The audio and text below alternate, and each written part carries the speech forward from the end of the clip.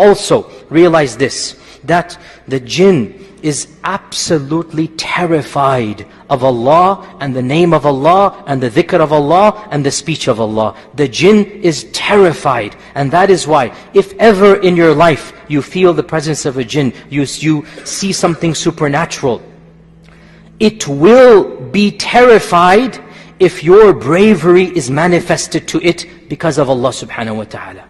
The fact that you have no fear, and I have experienced this, and I know all of the raqis in the audience know this firsthand.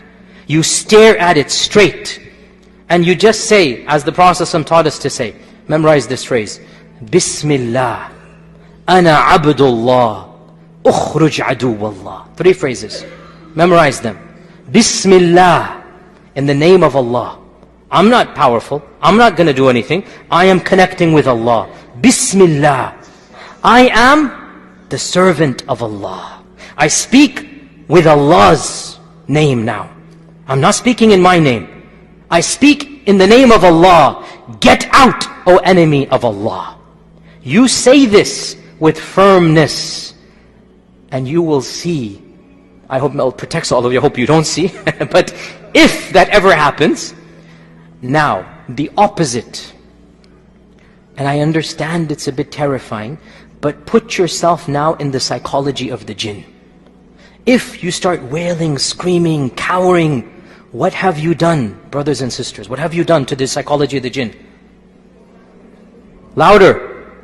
Empowered it. Empowered it. That's exactly what it wants to see. You groveling in the corner, terrified.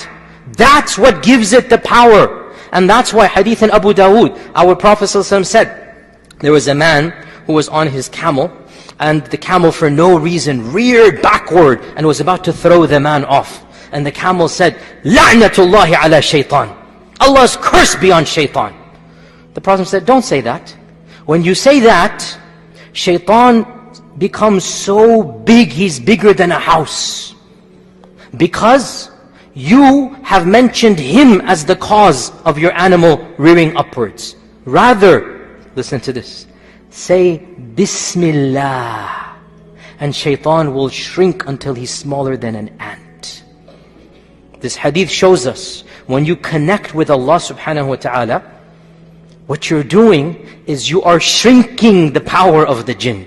You're eliminating the power of the jinn. Bottom line with this we conclude, don't be scared of these entities. They are creatures of Allah like all other creatures.